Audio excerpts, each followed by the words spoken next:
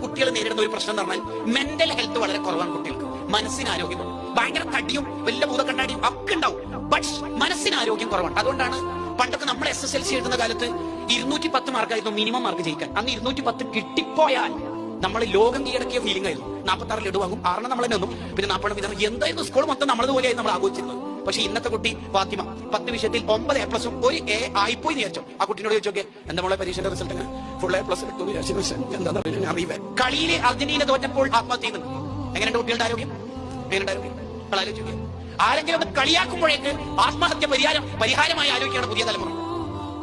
ചിന്തിച്ചോക്കെ.